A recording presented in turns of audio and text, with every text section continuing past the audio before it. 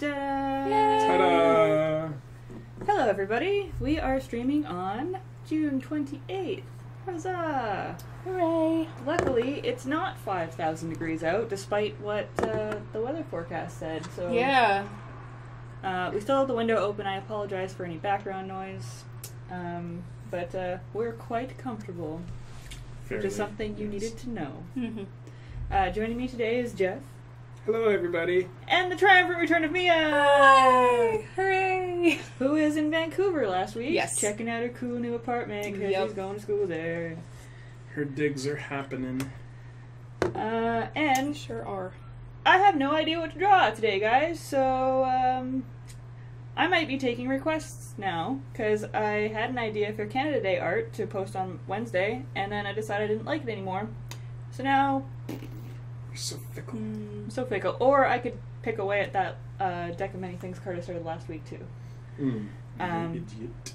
The idiot. I was doing the idiot. Yeah, I saw the little bit. I logged on to watch a little bit I of the don't stream. think you can go wrong with Ghostbusters stuff or Star Wars stuff. Well, or Star Wars Ghostbusters, I where think- they're busting Force Ghosts. I might say that for you. I was Ghostbusters. going to say, I think I blew my load on Ghostbuster stuff. Avatar Gross. Korra fan art? Yeah. Fan art. Draw me as the Avatar. I've got my Avatar veins. You do? Yeah. Okay. Alright. I wouldn't say no to that. Now, what would you... You would totally be Toph. No, I'm just going to draw Geoff as an avatar. Okay. Like, I could in a be t-shirt and I could be the everything. Avatar Okay. son because I got that little chin beard. I'll give you the tattoo, but that's it. Yeah. Okay. I talked to, what's his name? Rufio? You know Yeah. Rufio. Because he's very active on Tumblr. Oh. And so I asked his opinion on what he thought about me getting the Avatar tattoo on my head, and he was for it. Nice. Yeah. I was now watching... you have to. Yeah, I know, right? I was watching, Nick Offerman has a Netflix comedy special. It's so great. And it's so great for a couple of different reasons, but one of them is that he's like, there are a number of holy texts. You know, the Bible, the Quran, the Bhagavad Gita, Battlestar Galactica, the reimagining. I was like, you're one of us! You're a nerd! I love it. Did you know that when he was younger, he did breakdancing? What? That's Yeah, fantastic. yeah. No. Yeah, That there's sounds wonderful. I would pay check good it out. money to He see did him break he did dance. an interview on Conan, and he talks about it.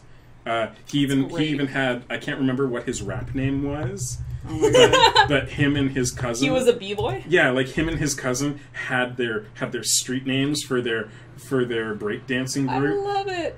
Oh, that's so wonderful. Yeah. That's so great. I'm actually rewatching Parks and Rec right now. I've recently been thinking it might be time to do a Parks and Rec rewatch, like during the mornings when I'm getting ready and stuff, or like as I go to sleep. I think I'm. Now, what would you be airbending? Or Or what would you be using your airbending for? well, you know how Aang does that thing where he gets those marbles flying around. I think that I would probably use my airbending to like levitate like a Death Star model or something. Ah. There's been some. Or I might have a lightsaber to use as a staff. There's been some Buster as Appa. Yes, requests. excellent, yes. Yeah, Throw that enough room. yeah, that sounds really good. Well, yeah. Or we can do some Ghostbuster fan art and just make a Buster. A He was Ghostbuster. it. That was in one of my MegaCynics Buster costumes one. Buster Yeah. dressed up as a Ghostbuster. Aww. Hey, buddy. Look at you, you're all Oh, he's like crashed into. Yeah. He's like. Last got week his he was head in my his own- footrest. It was really Aw, adorable. Like I just had my sweet. feet on Yeah. him the whole time. He was just like, Sweet. Oh yeah, Gypsy's theoretical brother. I've decided, and I knew I was gonna get a kitten at some point, and this is gonna be like in the future, probably once I've done school. But I am absolutely going to name him Zuko. nice. See, Yeah. I don't know Gypsy, so my very first thought was My cat. was Mystery Science Theater. I was thinking, No, yeah, no, Gypsy my or the brother. Ooh. yeah, no, my cat's name is Gypsy. So we're gonna get her a little brother, and his name is going to be Zuko. Oh, that's adorable. Also, because Q Monster, my beloved, can do a really, really good General Iroh impression. Excellent. Yeah. It's a prerequisite to dating Mia. And now it is. Totally fair. Totally fair. Yeah. I don't remember how, but I was talking to Corey yesterday. So this isn't actually true, but I joke about it a lot. I dated somebody once where I made a joke. Now, for the life of me, I can't remember what the joke was, but it was the height of my comedic career. I made a pun about Sephiroth and Final Fantasy VII that had to do with what he was talking about at the time. Okay. Can't recall for the life of me what it was. Sure. But at the end of it, I was like, pause for applause from the audience. And he just looked at me and said, "Who's Sephiroth?" And I'm like, no, we're done here. Yeah. Like, Oh boy. I don't even know what to do with myself right now. Yeah. So I joked that it was a prerequisite that everybody must know who Sephiroth was for me to date them. My introduction to Sephiroth was actually through Penny Arcade when they did Sephiroth with Winnie the Pooh as Sephiroth. I don't remember that. I've never played a Final Fantasy game. Yeah, me neither. But you know who Sephiroth is. Yeah. Yes. Yeah. I basically, yes. You know, as nerds. See, to me, that's like, who's Mario and Luigi? It's just like, how? How do you miss that? Oh, the Mario Brothers. Yeah. Mama, why don't you ever remember my name? I'm sorry, Green Mario. Yeah. For me, I had a moment like that where, and this actually ties into one of our topics, but kind of. But I've realized since that this doesn't land so well with everybody because it's not as universal as I assumed it was, but it's universal for me. So I had a roommate very briefly the last summer I lived in the big frat house I lived in throughout university. And this was a guy who just he was a friend of a friend who was just staying there for a few weeks while he did a summer course. And he was dumb. And, always the worst. And, just happy-go-lucky and, good at what he did, but just kind of would say these things and I'd just be like, what? How? So this was a Jewish house. It was purchased by the Jewish Students Association and most of the time housed Jewish students. And I came home from work and... You wouldn't be looking angry while you're doing this. You'd be super happy. Yeah. And I came home from work one day, and he was like, "Oh yeah, I went to the video store and rented a couple films. Do you want to watch them?" And I was like, "Oh yeah, cool. What'd you get?" And he's like, "Oh, I got this one documentary on Big Pharma." And I was like, "Okay." And then he's like, "And this one I got just because it looks really, really cool."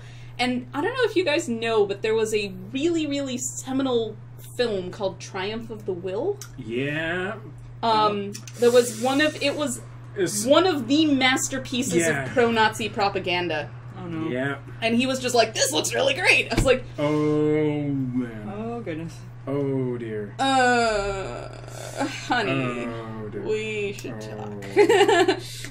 God. Like, oh.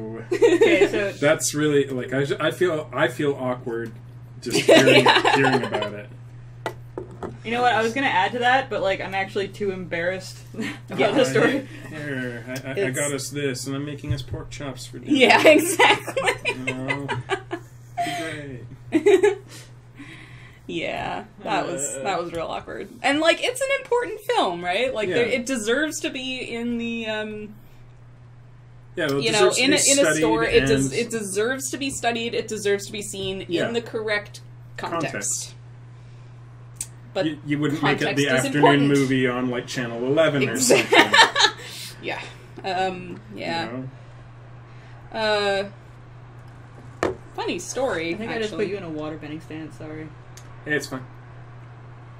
And I want to check on this before I actually say it out loud because I have run my mouth on streams before and been incorrect and then corrected. Yeah, by the way, Geoff, I rewatched our stream from last week. Yeah. You and I misquoted Steven Universe. Did we? What did we say? We said hamburger backpack and it's cheeseburger backpack. Oh, we're the Unacceptable. worst. We're the worst. Unacceptable. Oh, no. Yeah, see, I'm no. glad I checked because that's not correct. But it was not the director of Triumph of the Will, who was a woman, by the way, Leni Riefenstahl.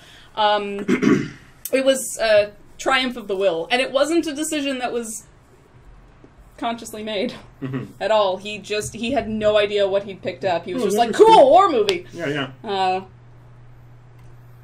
But yeah, yeah, no, that was real awkward. But anyway, that kind of leads us somewhat into roommate stories, unless we have. Yeah, we started stories. on roommate stories last time. Yeah, a little bit. We talked about our key history debacle. with keys. But you were going to tell us the Denny stories. Oh, the Denny's stories. Okay, so Geoff and I used to live together way back when. Yeah. Notes. the first time me and I met was when she came over. Right. Yeah, it was like, I think you only came over ever once. But anyway. I didn't have much of a life when I lived with you. Wait. Yeah, I dyed your Yeah. hair, remember? That one time? Yes. Oh yeah. I was like, where? Oh yeah. Okay. Got it. Yep. So, That is true. anyways, when Ash was living with me, I only have one bedroom. So Ash was living in what is essentially my dining room. We set her... She sure was. yeah, we set her bed up there and everything. It was cramped living quarters, but, you know, Ash is a good roommate. I had no complaints about living with Ash. However, Ash had a very regimented schedule, and she went to bed, like, pretty much at the same time every night. And I'm a night owl. Right. So it was okay. Like, most of the time I went to bed when Ash went to bed, which was good for me. But quite often I would, you know, still be awake. And so this one night I decided, I'm really not tired. I'm going to get out of the house. I'm And, shocked that you never, like, drew anything on my face, by the way. Because I was out cold. It's like, Ash is my friend, and I really love her, but I think I'm going to draw a mustache. You just have to go to you now. Yeah. So I went to Denny's with my sketchbook. Okay. And, Draw a mustache on you. all right. And very nice. So I go to Denny's, and I've got one of those, you know, two-person booths. You know, like the booth that only seats one person on either Right. side instead of the deep one. Yeah, we only have the one Denny's here, right? We've got two now. There's a fancy Denny's out in Colwood. Okay, but you were at the I was one at the regular near Denny's because this was before fancy Denny's. Right. So anyways, I'm sitting there, and I'm drawing, and all of a sudden, I feel like these nails over the back of my scalp like this. Like, someone came up behind me and went, "Argh," Weird. you know, like, Yeah. and I was just like, ah. And so my very first thought was, ah, followed by, someone I know has walked in. Sure. Someone has Which come is up behind me. Valid. If someone's Yeah. touching your head, 'Cause it has to be Who? something. Yeah, Yeah. exactly. Because who else would do that? Right. Clearly, one of my friends is here. So I turned to see who it is. It's not one of my friends. It was a Filipino transvestite hooker who spent the next 10 minutes trying to make me her date. And I'm like, you know, like, what are you doing? I'm drawing. You know, it's like, Oh no. you know, it was super awkward until eventually, like, I made it clear that, you know, like, why don't you buy me something?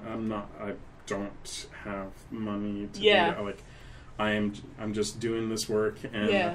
that's it. She got really mad, called me, you know, some slurs, and then proceeded to take a kind of lap or two Around of the- the whole restaurant. Oh dear. And then she left, and the waitress finally came up to me and she says, "Oh, I'm so sorry. I'm the only person here tonight. If she comes in and bothers you again, you know, please let me know." Yeah. And I'm like, "Sure, no problem. Don't worry about it. You know, it's not a big deal." Although for the rest of my night, my head felt itchy. 'Cause Yeah. I don't know whether it was psychosomatic or what, but just having those because they were long nails. Yeah, you know, well, like, and over my it's- head. So I just like, oh god. I Well, it's hope I don't- also unwanted Yeah. touching. Like, Yeah. you always feel gross after yeah. that. Yeah. It's yeah. So I don't know if it's a high pressure sales job, Laserbeaks.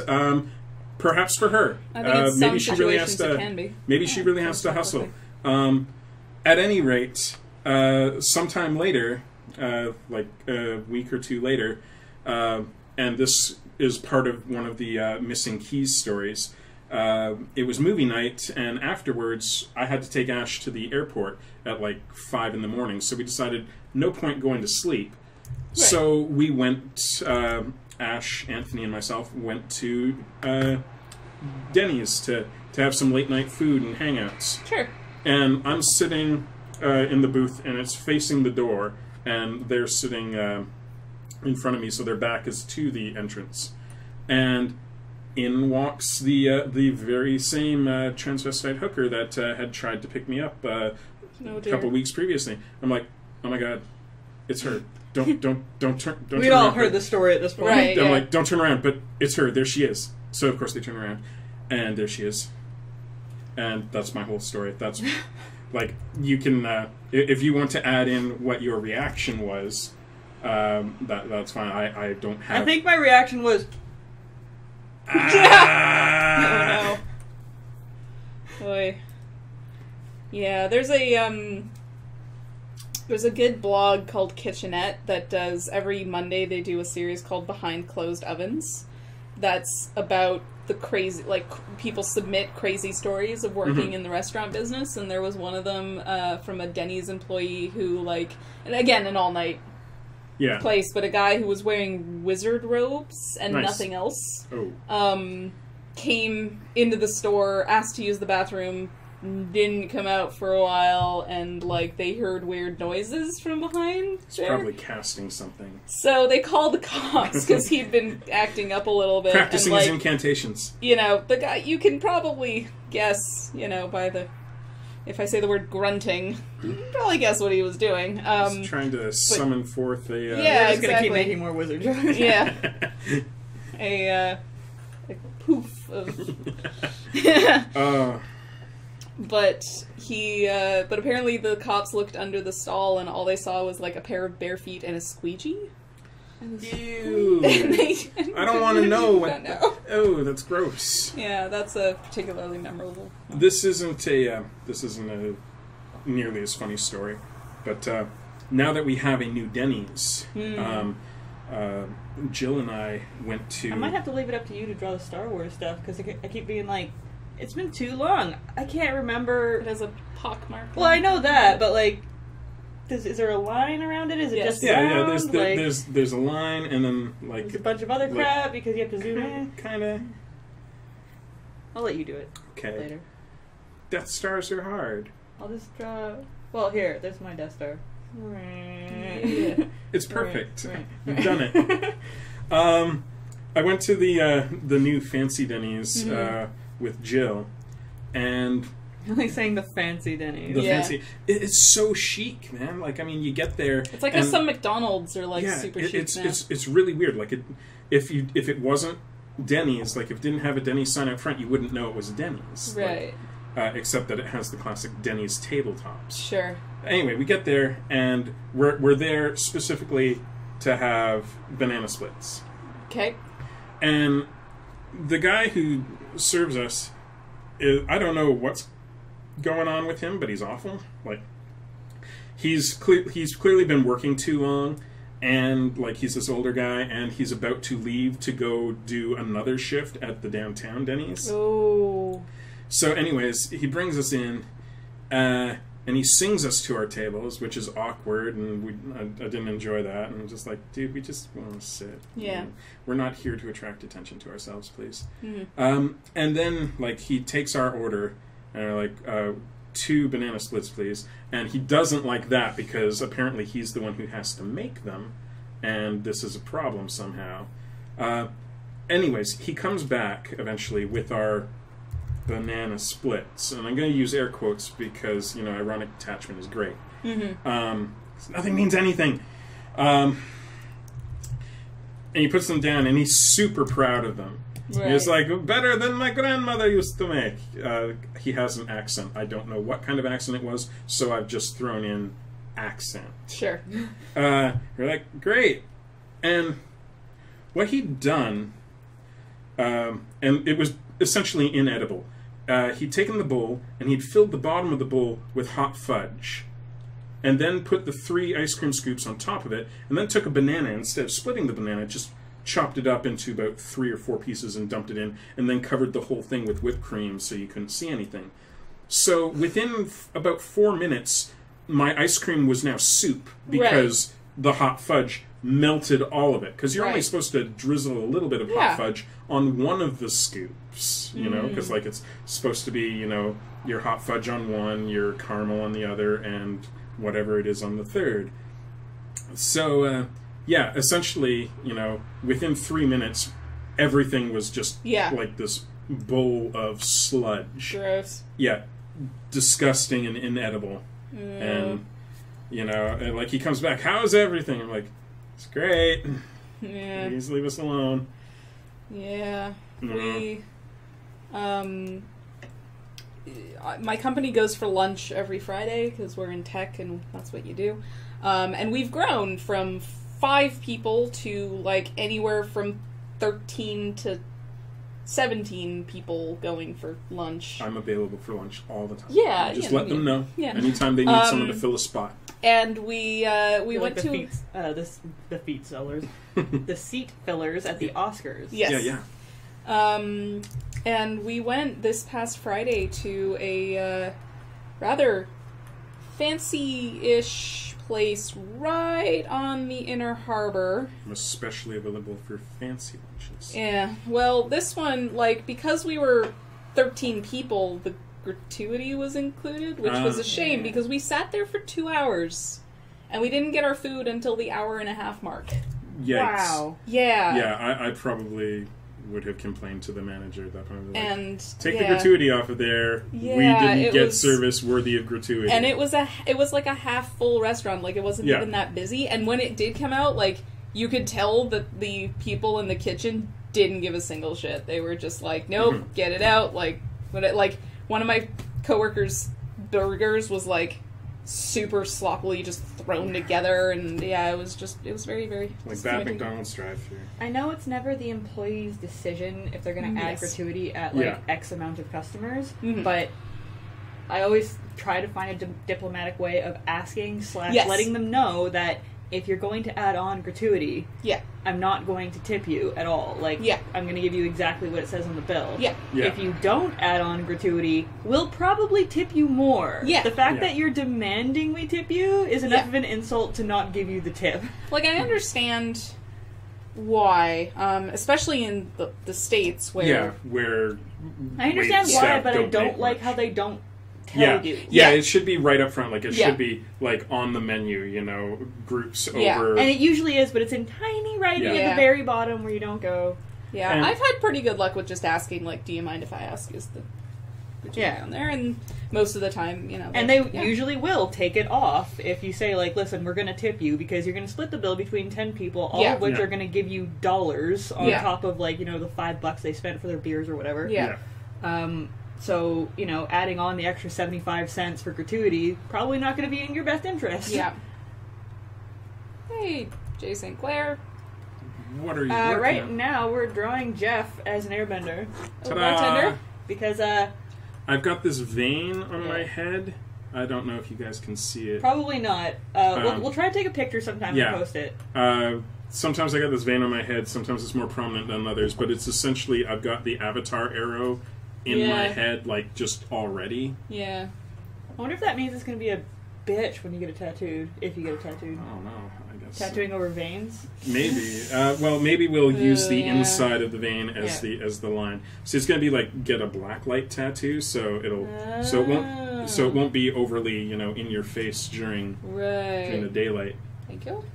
Oh yeah. Hey buddy. Ash has to wait. Sorry. All right. You can wait. You're drawing. You need your faculties. Artist at work. I do not. Yeah.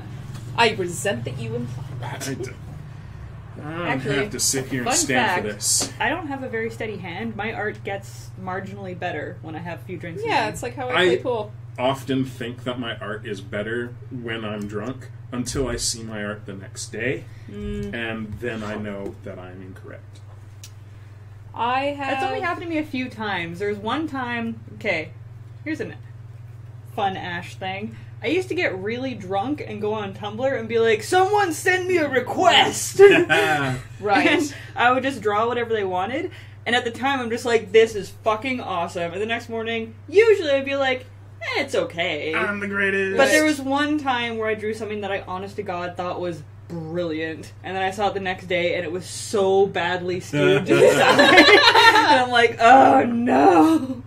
Laserbeak, Ash and I are both caught up on Steven Universe. Mia, I don't believe, has watched Steven Universe at all. I've seen Unfortunately. some clips. Yeah, I've shown her some clips. I don't know how worried you are about spoilers. We're all very disappointed. But we're gonna force Mia to watch it very soon. It's gonna be great. You Yeah. should do it for sure. We also need to have a Clone High marathon because it's been way too long. Sure do. Yep, On a very special marathon of Clone High. we sure do. The theme song just started in my head. That's how I ended up on one of the Desert Bus posters. There was a beautiful, beautiful Zeta Shift challenge to recreate the Clone High, thing. So And good. because I had neon red hair, I was Joan, yeah. right? So there's, Yeah. there's a gif of me and everything going, I ended up on the poster. Awesome. Yeah. I have this really great, great. GIF from the last Desert Bus where my buddy Geoff showed up. So there were two of us. Many Jeffs. And yeah, I call him in my circle of friends. He's called J Geoff because his name is spelled with a J. Sure. And mine is spelled with a G. But there's a really great GIF of me riding him. Like I'm riding on his back. Fantastic. And he's just like, it's kind of obscene looking, but it's pretty great. Oh, like it was wonderful. one of those dance minutes or whatever Yeah. that happened. And Oh dear. yeah, it's probably my Oh, favorite dear, oh, GIF dear, from oh, the dear. from the whole thing. Oh, you call it Geoff? I did. No. I'm sorry. I switch from one to the other randomly. Like I know it's technically supposed to be called a GIF, but I'm used to calling it GIF. But I'm also into technically correct because it's the best kind of correct. Well, it's only technically correct because the guy who coined it says it's correct. But Yeah. the first word in it is graphics, But which that's is Yeah. that's not how acronyms work, though. Otherwise, scuba know. would be like scuba. listen. I guess so, yeah. Yeah. That's my So- favorite thing in the world, by the way. Saying listen and then not following it up with anything. Sir. Listen, Sir. sir. Anyway, thank you, darling. Thanks. You're welcome. Well, the dude from the Idea channel calls it Jife. I love that channel, by the Oh, way. me too. He's super, this guy's super Okay, awesome. is the guy on Idea Channel just like adorable? Like, Yeah. that's not. It's not just me. No, Like, no. Like every time I watch it, I'm just like, I just want to hug you. Yeah, absolutely. Yeah. Well, I've got. Let's see. Right, we're still on roommates. Crazy. Yeah, I don't know. I had a weird. I have a gross roommate story. It's pretty horrible. I have two gross roommate stories. All right, first one. I arrived back at this house, gone home for 3 weeks, and this was back when home was still in Alberta. That during that 3 weeks, I'd had my wisdom teeth out, had 2 dry sockets, which is nerve pain and bone pain, and had been loaded up with as much Tylenol as I could hold, put in a car, and gotten my driver's license while my adjudicator was just fantastically, casually racist in the passenger seat next to me. It was amazing. Fantastic! What a day. Yeah. Got in the car. He was like, Steinberg, that's a Jewish name, huh? I was like, yep. And he was like, so is your parents rich? I was just, What the Oh fuck? man. what? Who does this? Well, this guy. Are they comedians? Actually, Do he you asked own a if my bank? dad was a doctor, and he is. Oh, and then no. his next question was, does your mom shop a lot? And I was like, no. Oh, Please stop. gosh. Stop talking to me. Please stop. I need to drive. So anyway, I got home at like 9:30, 10 o'clock, and I had a new roommate who was like a guy I knew. He'd been part of the Jewish Students Association, and he was like the house manager for the summer because the staff were gone. And so he was in bed and like had the room next to mine, and so I said hi to him, and he was like, "Oh hey, yeah, by the way, like your fridge got unplugged for 3 days, and you should probably do something about that.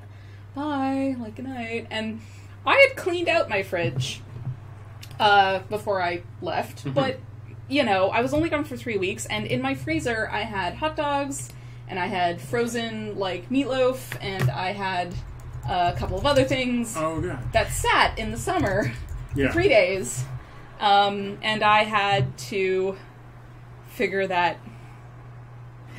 clean that out. And that's, like, one of the only times when I have not eaten for an entire day. Because I was just like, you know, no, I'm done.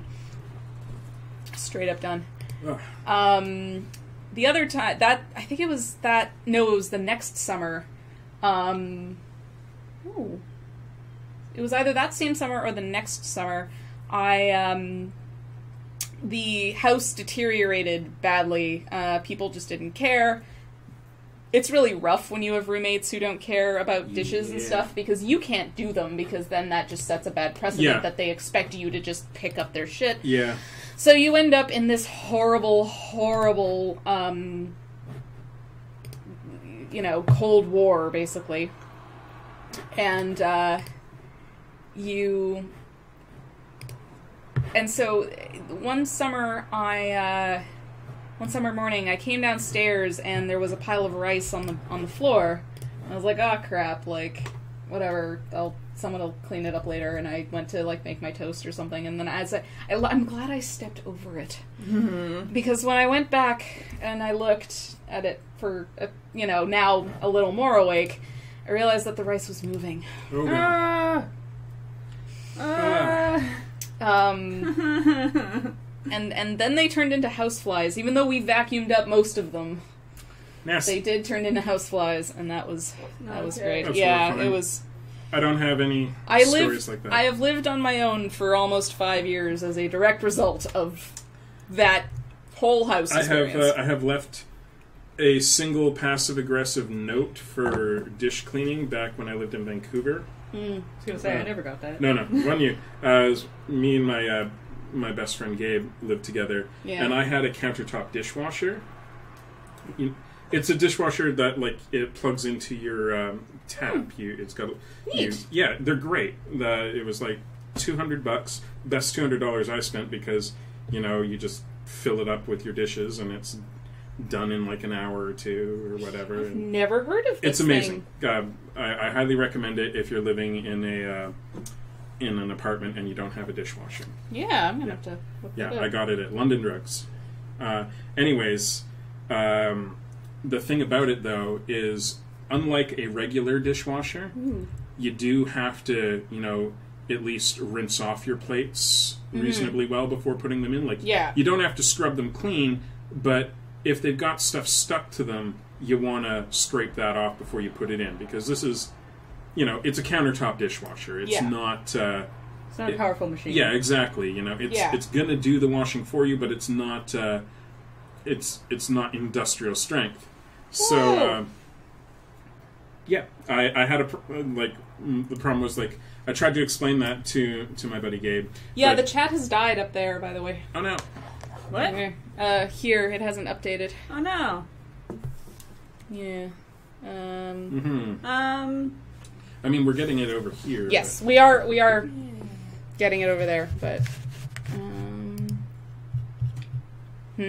Brad!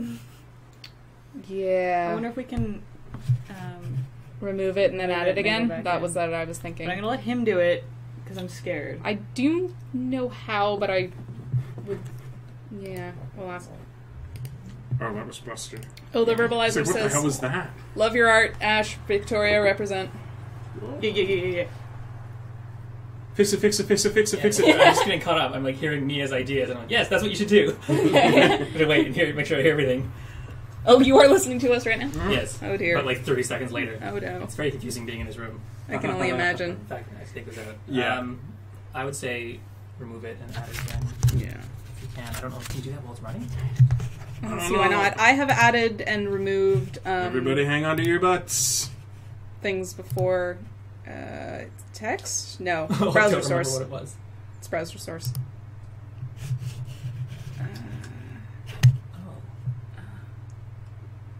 at existing. No, no. Oh. That sure isn't it. Go away.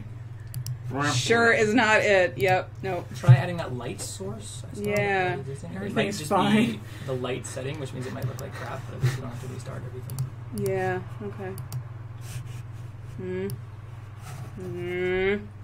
Oh, it's dark. Oh it's like no, black. it's Go black. now. Oh, Okay, God. we can take the stream. Is it worth taking the stream back? Taking it down for a couple seconds to restart? How did you fix it before? I've never had to fix this before. But how did you make it, white before instead of black? I don't remember. Oh. Okay. Like weeks ago. We're gonna take a short break. MegaCynics is experiencing technical difficulties. Please stand by. Yeah. And then we'll be back shortly. Okay. Stay there. Don't go anywhere. Hello, Sorry. people. We just Um, emerged from a laundry rant. Yes. There's good stuff. Brad isn't exactly sure what's happening with chat, and I have no fucking clue. So Shit's broken. Shit's broken. We can Sorry. see you guys chatting, so Yeah. we might just have to pop out. You can chat. keep asking questions and stuff. Yeah, it just won't be permanently on this stream, unfortunately. Sad face. Yeah. Because We that's should my favorite part. scroll up a little bit to catch up on what we missed. Apparently. Oh no. Jesus. Holding on to butt, engaging clench. I like it. Yeah. Okay. Q Monster once baked cookies and set out the leftovers on a plate with a note that said, "Holy shit, cookies!" And saw that night that someone had written on the same note below his writing, "Holy shit, a big freaking mess." Which was not actually that big of a mess. Oh, passive aggressive notes. Yeah. Yay. My roommate once filled the medicine cabinet in our bathroom with those things, that people eat. Marshmallows. I'm drinking. Yeah, okay, that's fair. So, I got up in the morning, and, we both worked at the same place, but we did separate shifts. I was evening shift, and he was day shift, so we didn't overlap. So, when, he got up before I got up for work, and then I left for work before he got home, and then by the time I'd get home, he was already in bed.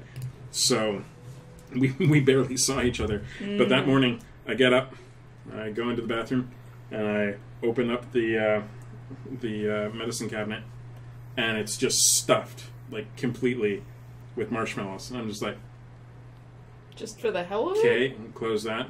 Open the drawer, marshmallows, all of it marshmallows. Go out into the kitchen, everything marshmallows.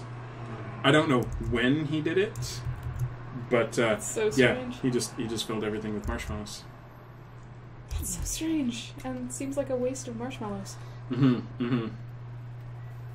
And you thought it was hilarious. Indeed. I'm sure. I've got other stories, with shaved eyebrows and stuff. Oh?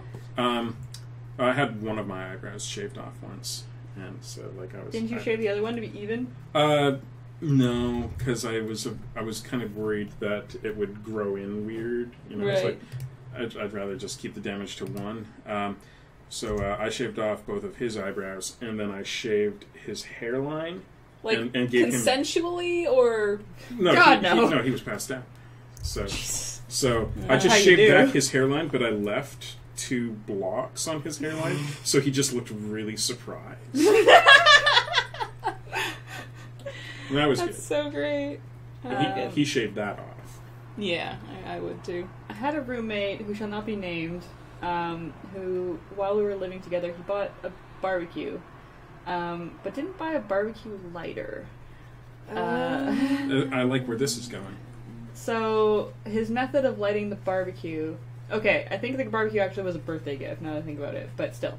Didn't buy a barbecue lighter, which, by the way, are $1.25 at the dollar store. Yes. Yeah. So instead of, doing things the safe way, he lit a paper towel, curled up a paper towel, lit the end of it, and threw it in after turning on the propane. And I guess one of the times that he did that, he didn't realize how long said propane had been on. So he lit the paper towel and put it in, and it created that little instantaneous in his face. Mm-hmm. And all I hear from my room is like, ah, god damn it! And I hear stomp, stomp, stomp, stomp, stomp, and he goes into the bathroom. And I'm just like, oh, whatever, like he dropped something on his hand, or like, dropped barbecue sauce on himself or something. And then a couple minutes later, I smell burning, and he's in the shower. So I'm like, I'd forgotten that part, yeah. So I walk out, and the paper towel that had gotten burned in the incident had blown into our apartment and was on the carpet in front of the patio, smoldering. Jeez. So I went and, like, stomped that out and put it outside. When he finally came out of the shower, he was just like, do you know what just happened? I'm like, do you know what just happened? And he's just like, what are you talking about? I'm just like, the fucking paper towel blew into the house. You could have set the house on fire if I wasn't here. Yeah. And he was just like, well, it created this, like, fireball. See, like, part of my eyebrow is gone. His eyebrow was fine, by the way. Like, not a mark on him. He was just convinced that he was on fire, so went into the bathroom and had a shower. You look in the mirror and you visually confirm you are not on fire, and then you go and take care of the fireball, maybe. Yeah. Jeez. Anyway, I was so angry, and he was ready to come out with this epic story about how he survived the fireball. Yeah. But I was so mad, and I'm just like, you are not using that barbecue again until you get a fucking barbecue lighter, or for the love of God, matches! Like, something that's not a piece of paper that can blow in. I did the same thing, except I didn't lose, like, I got the fireball, but it just took all of the hair off of my arm. Like, it just went whoosh! I was like, ah! And I was like, okay, well, I seem to be okay. And, like, my arm's just a bit sooty. So I started brushing my arm. And I'm like, oh, no, that was my hair. It's all gone now. Q Monster points out, in one of the first Mythbusters episodes, Adam burned off part of his eyebrows just before a date. I remember that episode. And he's like, am I missing an eyebrow? He later married that woman. It's so good. Oh. Yeah. Oh. Anyway, to that roommate's credit, he never, ever, ever lit the barbecue with paper towel again. And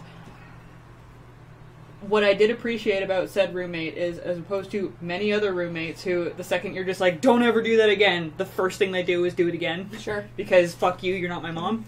Thank you. Yeah, he actually listened to me, which was very nice. Hooray. I'm trying to think of, like, other roommate stories that aren't, like, immediately recognizable or just, like, mean to talk about. We were talking about laundry a second ago in the other room, and we were talking about... I don't actually know what the universal rule is, but it's pretty much decided between us, at least, that if you leave your laundry in the dryer, and this is, like, communal to an apartment building, for more than an hour after the dryer's stopped, it's fair to take said laundry out and gently put it on top of the machine so you can use it. Or immediately if the laundry room is about to close. Yes. Within the hour, then you need... I would say, like, even within, like, 10 minutes of it being done. Like, if it's done and they're not there... I give it an hour, but that's just me because I have time. Yeah. A lot of people don't. Yeah, if I get down there, like, because I have no way of knowing how long it's been there before I got there. Yeah. So I usually go for an hour from when I discover the machine is off. I get there and I will do everything else I can possibly do in the room. Yeah. Until I have no choice. Yeah. And then I'm like, well, they still aren't here. I guess I'm just going to put this, like, we have a folding shelf against one wall, so I always put their stuff on the folding shelf. Yeah. And we were mentioning that we always feel a little bit bad about that because, A, it's uncomfortable for us, I'm sure most people, to touch other people's friggin' laundry. But it's also probably, like, really uncomfortable to have said laundry touched. Yeah. But then when... all my under things. Yeah. I had one particular roommate who, once and for all, at least for me, made me not give a shit anymore. Because that happened to her. Like, she left her laundry in the dryer all fucking day. She put it in there at, like, 11 a.m. and remembered at 9 p.m. Yeah. And when she got her clothes back, she's like, can you believe it? Some asshole took my clothes out of the dryer and on top. Who the fuck does that? Who the fuck touches other people's things? And I just paused for a second. I'm like, you left your laundry in there for 9 hours, 10 hours. Like, are you kidding me right now? It's not your laundry machine. Yeah. Balthazar Wiseman burned their eyebrows off once, was with a friend burning weeds, like the unwanted plants, not the hemp type, and it flared, and they were using a bottle of lighter fluid. That sounds... Safe. Safe, yeah. Super safe. I think I saw that on the Home and Garden channel. Yeah. Just light. Yeah. There was more than one story of somebody trying to use a homemade, flamethrower to kill a spider and just setting their whole house on What a fire. great idea. Yeah. People are super smart. Yeah. Just, grabbed a lighter and a thing of, hairspray. Just let loose. Fantastic. Matt's dad used to take care of tent caterpillars with a butane torch. And apparently that is the way to do it, but it's also super dangerous. And we made, not jokes, but a lot of comments about how, we could put it on a stick and then just, send the stick up there. Then we wouldn't have to touch them. Yeah. And then we have to take a step back and be like, you're going to burn your house down. That's where this is how going. that happens. Yeah. That is exactly how that happens. Yeah, I did have a roommate who, he had 4 brothers, and he grew up in Texas, and so the first time he went to do his laundry, he was like, oh, the dryer's broken, it's not working, my stuff's been in there. And we opened it up, and stuff came tumbling out of it, he had stuffed it, not just, full, but, But it had, crammed it. Crammed it full. We were like, you realize it needs air to just, he was like, I don't know, my mom does my laundry, and also she had, because she had 5 dudes in the house, she had an industrial dryer. Yeah. Oh, so we were like, oh, honey, no. Oh, that's actually another good roommate story. This is the same roommate with the barbecue. So said roommate promised me, because I'm not going to say that I like to clean, but I like things to be clean. Sure. So if a room gets dirty, and I mean not messy but dirty, I clean it because I can't stand that. If there's grime in the corner or the hair on the bathroom floor gets me really badly. So because it bothers me, I'm the roommate that ends up cleaning most of the time. We didn't have a hair on the bathroom floor problem so much at my place. Yeah, it was my hair on the bathroom always floor. your hair. Yeah, so I cleaned it. But inevitably, I cleaned most of the time at this apartment, and finally I was just like, hey, so since we moved in here, I've cleaned the bathroom 5 or 6 times, I've cleaned the living room at least twice, I've cleaned the kitchen a whole shit ton, I've vacuumed, I've cleaned the windows. Could you clean a room this weekend, maybe? And he was like, yes, absolutely, totally, done. And then on Sunday, he was leaving to go, I don't know, play fucking card games with his friends, and I was just like, hey, buddy, where are you going? And he's like, I'm gonna go buy some shit and then play card games with my friends. I'm like, you said you were gonna clean a room. Could you pick one and clean it before you go? Because seriously, it takes 20 minutes. It's nothing. And he's just like, yeah, I guess. And so he goes into the bathroom, and after a couple seconds, he sheepishly comes out. He's like, so, what do I do? Oh, and I'm like, you take a sponge and some cleaner and clean the surfaces. He's like, okay. He goes back in, comes back out. So, where do we keep that? Under the sink in the bathroom. Okay. Goes back in, comes back out. So, do I just spray it, or do I put it on the sponge? And I'm like, what did your mom teach you? You know what? It's not even a parental thing. At some point in your life, you have to have cleaned something. Yeah. How do you get to this stage? Goodness. Yeah. Hey, Geoff. Hey. Draw some Star Wars shit. I can do and then that. I'll draw some air crap around it. Yeah. It's weird. One of my the roommate who You have to decipher which layer's which. had the roommate who had the dryer thing, he's married with a kid now. It's crazy. Oh, people. Yeah. What other? I'm trying to think One of of my a others- funny roommate story. What's Yeah, one of my others is kind of up? Oh, depressing. chat just started again. No, the chat No. went one message through. One message. From a Metricos while won the back. lottery. Yeah. So it's kind of working. It wants to work. It's trying. It took all of my effort and IT skills to get that one message through. Yeah. That's why we pay you the big bucks. Yeah. Yeah, I don't know, and then one of mine, like, and this wasn't while we were living together, this was many, many years later, but he, like, was one of the first, people my age I knew who died. He, like, had a heart defect. Oh. Just, like, yeah, I was just like, whoa, you used to do whippets, and... I actually found out that a girl in my grade died. I didn't know her very well, but Yeah. I had a bunch of people being like, did you know so-and-so? Like, she had a heart attack in her sleep and died. And I'm like, what? And she was one of the Yeah. healthiest people I knew, and my mom knew her from the gym. She was going to try to be a personal trainer there. It's Yeah, crazy. like- Yeah. It's crazy stuff. Yeah, let's see. Oof, I don't really have any other amazing roommate stories. I'm trying to think of, like, necessarily. a funny one to end it on. Weird convention stories. But, oh, yeah, from, like, going to cons or something. Yeah, I only have really the one. I have the one. I'm sure Geoff must have some. Convention stories? Yeah. This one time I went to a convention, and then all of a sudden the cast of Nuka Break was sleeping in my room. Oh, yeah. What? I That was don't a good know one. if we should talk about this on the stream, because, like, it's very easy. Okay, so there was a bit of a mix-up. I'll say this super positively.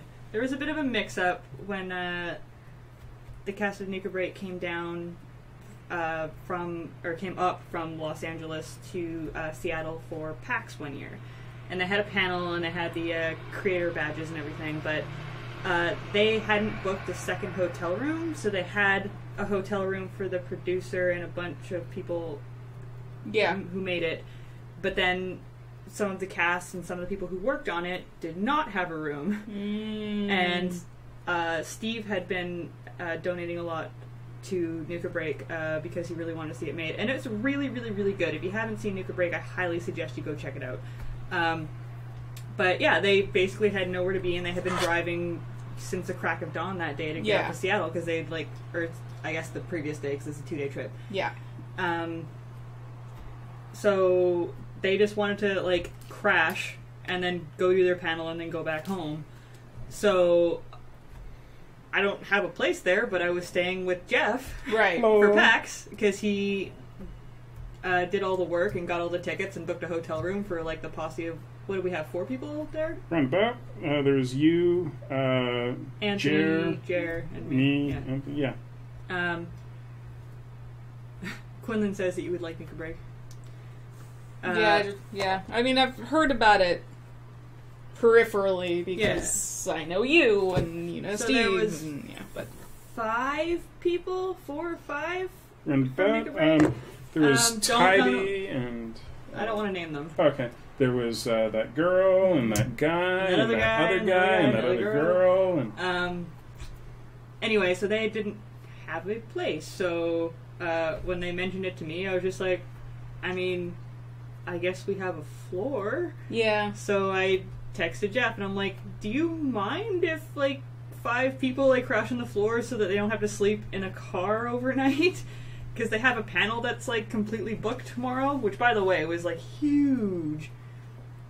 And Geoff replied with, sure, I really like those guys. That's super cool. So for one night during PAX, we had, like, 10 people in one hotel room. Wow. It was ridiculous. There was no getting up in the middle of the night to go get a glass of water because you would step on someone. Yikes. That being said, it wasn't that much of a disaster. No, it worked out pretty well. One of the director guys is really funny. Forgot who I was, so like I went up to him at the at the door and started talking to him before the panel. Mm-hmm. Yeah. And like he didn't realize, like he didn't know like it was me. And when he realized that, because he's talking to me as if like I'm just some stranger. Yeah. And then when he realized, he was quite embarrassed. It was very funny. Oh dear. See, this is why you're here, Geoff. I would never in a million years remember what this stuff looks like. Yeah, no, not so much. Star Wars. Yay. Yeah, I've just got from the one time that the guy who plays Castiel on Supernatural picked me up in his arms. And we had an awesome photo op. Oh, and also the guy who plays Hilo on BSG sang really, really drunken karaoke with me. Fantastic. Yeah. Nice. Oh, Battlestar. Yeah. God, I always put these questions down being like, I can tell this story, and then when you say them, I'm just like, fuck, what was I gonna say? Yeah. Damn it. Past pets. That's a good one. Yeah. I've got a couple of stories. So, when I was a child, we had 2 cats, named Whitey and Squirt. Aww. Guess what color the whitey one was? Yeah. Tabby. Whitey was super cute, and Whitey was that cat that's like the fat sack of shit cat that doesn't give a fuck about anything. So you can, like, you know, pick her up and she's like, and put me down your food. And then there's the other type of cat, which was Squirt, which was don't fucking touch me or I'll put fucking steak knives in your hand. Which is also the cat that we lived with in Los Angeles, but I'll get to that one. Apparently, Squirt was very attached to my mother and decided that I was competition when I was born. Oh no. And I needed to be dealt with. And my mom caught her on several occasions trying to sleep on my face. Oh no! When I was in the crib. So Squirt got banned from the nursery immediately. Yeah. And was not having it. So anytime I approached that cat, it was just immediate, like, you know, on the haunches. And I didn't know what I was doing wrong because the other cat loved me so much. Right, yeah. Do you want him to do the air stuff, or... You can, if you want to do it, you can do it. I'll do it. It's your drawing. Thanks, Geoff. Yay, no problem. Aww. Metricos came home once to find a bunch of weird fuzz on the floor everywhere. Confused, they went upstairs and found their puppy burrowed into the mattress. She'd pulled out all the mattress fluff and fell asleep in the hole she'd dug. She was only a few weeks old. That's super cute. That's adorable. What's these? I was going to put in the Millennium Falcon, but then I got lazy. Okay. So I have it on these ones. Good. Carry on. Yeah. I know how layers work. I trust you. I got this. I feel like most people by now know the cat on Speed story. What? You've Hello. heard this story? No? Yes? I have not. Geoff hasn't, but it doesn't ring a bell. Okay. As soon as you start telling it, I'm going to be like, oh, yeah. Yeah, because I told it at Desert Bus, at least. Okay, so... you need to understand, even though I was at Desert Bus, Yeah, I wasn't at Desert Bus. Right, of course. Okay, there is a fantastic GIF that we're gonna have to find of me reenacting this story at Desert Bus, because it's really good after this. But anyway, I had a cat growing up named Owen. Owen is a Devon Rex cat. Big ears, short hair, like big eyes, super cute in a weird, ugly way. Very, very, the sweetest guy ever. And so my mom and I both take medication for attention deficit disorder. And for those who don't know, when you have ADD, you take amphetamines because, and I've learned this during the course of a psychology degree, the reason why is because it speeds up the rate of connection between the 2 frontal lobes. Because that's the problem, is that the 2 lobes don't talk to each other as quickly as neurotypical people, so it speeds things up and has this paradoxical effect of calming the hyperactivity, or, in my case, focusing the complete inattentiveness. Same with my mom. So we were taking Dexedrine at the time, which is a fairly common one that I'm sure a lot of y'all out there have taken to finish an essay, but that's another thing entirely. Jokes are bad. No name. Jokes are bad, yo. But, so, we were about to go on a cruise, the Alaska cruise, in fact. And so when you go, you have to get up at, like, balls early in the morning to catch the flight, to catch the other flight. So we had to get up at 4 in the morning. I already hate this. What? I already hate this. Yeah. The cruise, that is. Oh, okay. I was like, me? No. So we had to get up at 4 in the morning, and, like, we were a family of 5, including a one parent with a chronic pain disorder that made him very difficult to deal with in crowds because people can't jostle into him.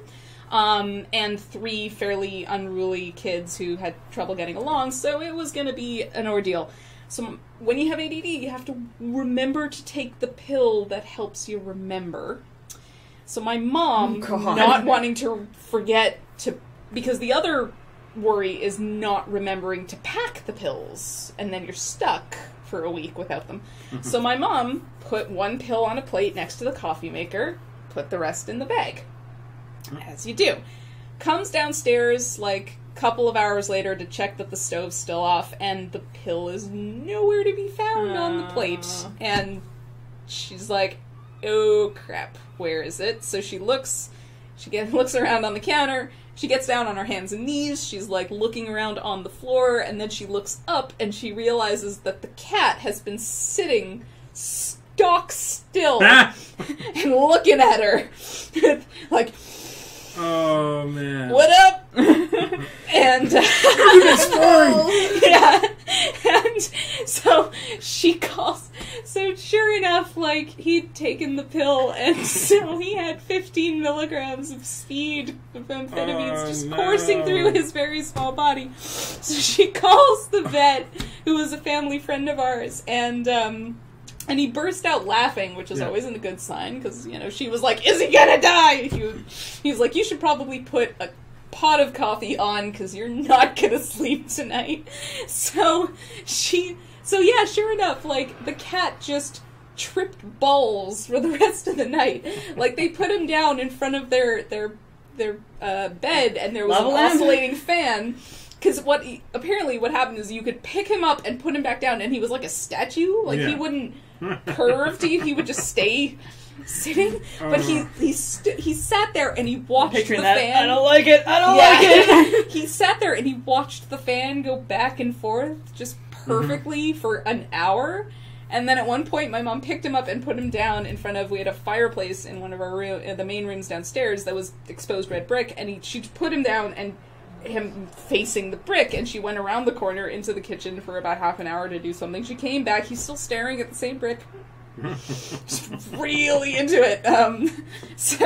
And then by the time we got up, he was coming down off of it and just flying off the walls and attacking imaginary things, and it was marvelous. That's amazing. Yeah, so really our cat was a bit of a speed freak. So that's my really, really good precious memories cat story.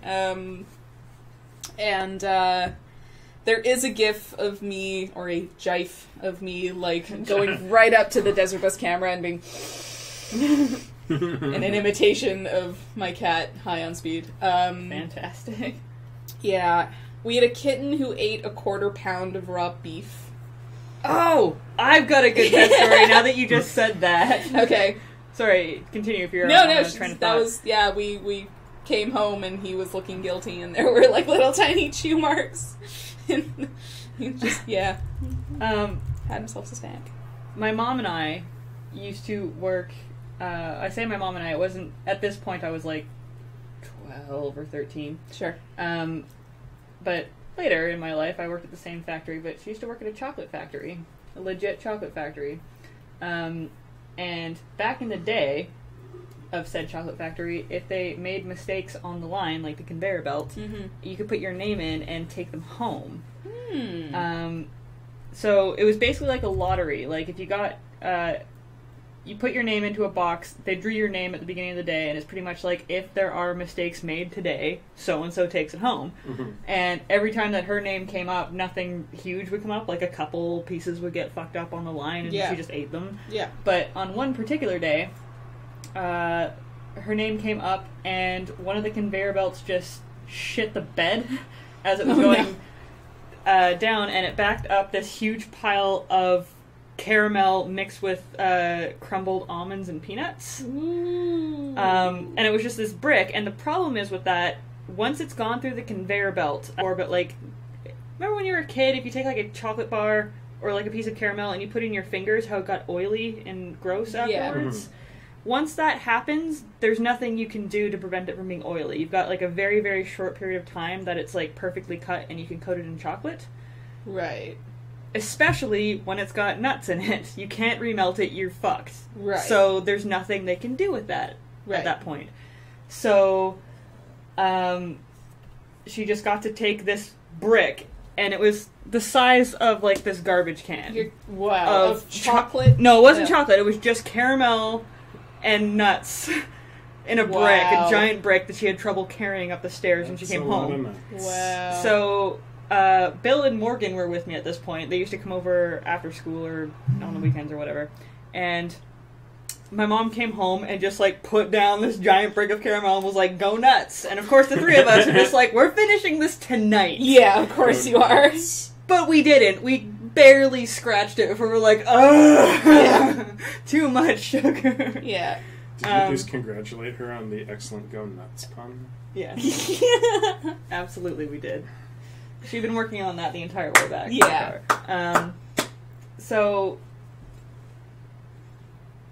we threw our hands up. We're just like, you know what? There's so much of this. It's not going to go bad because it's covered in sugar. So we put it aside, and I put it on top of my computer desk. And I had one of those desks that had, like, the high shelf. Like, you have to be standing to reach on top of it. Right. I put it on top of there.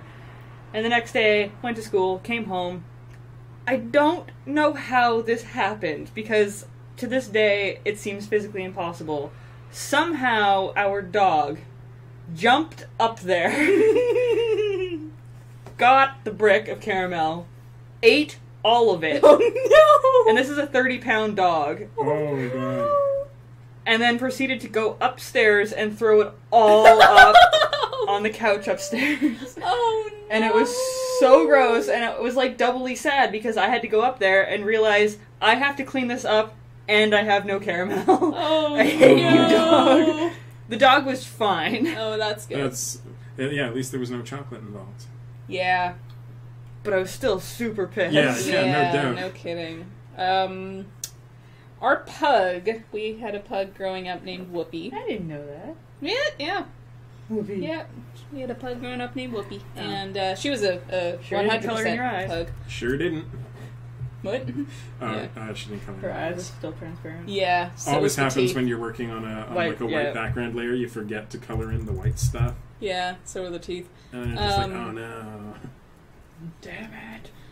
But, so when my sister had her bat mitzvah, we took pictures outside because we had this big, huge backyard and the dog was wandering around and it took hours and whatever. But,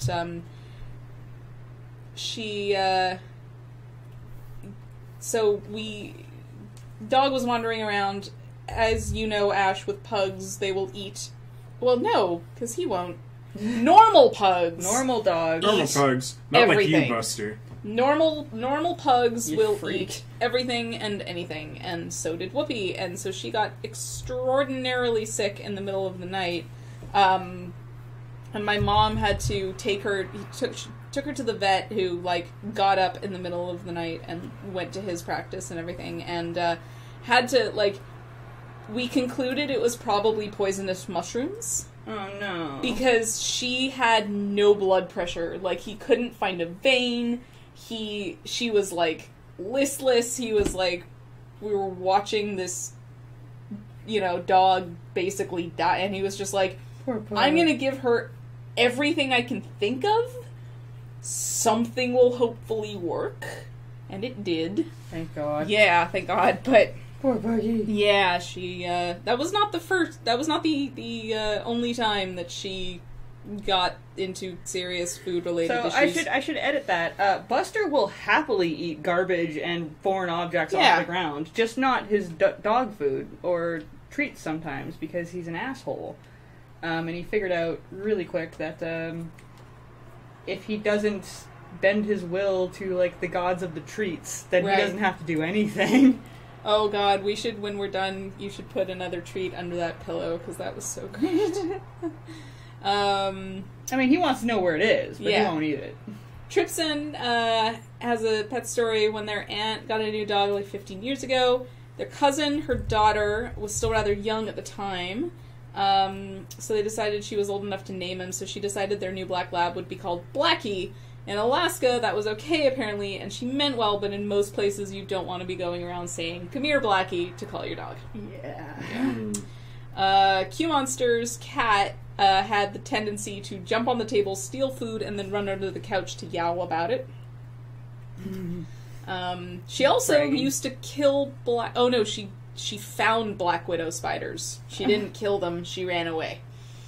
I've only she ever just seen a noped out Black of Widow there. spider, like, once, not at the Bug Zoo. Yeah. And that was at Safeway. When I worked at Safeway, we found one in the bananas. Oh, One of our produce people came across it.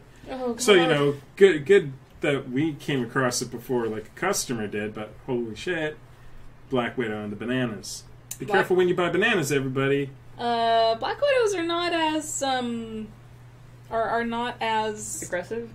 dangerous necessarily. Mhm. Like, they are not fatal the way that a Yeah, brown recluse. wandering spider, Yeah. or brown recluse is, Yeah.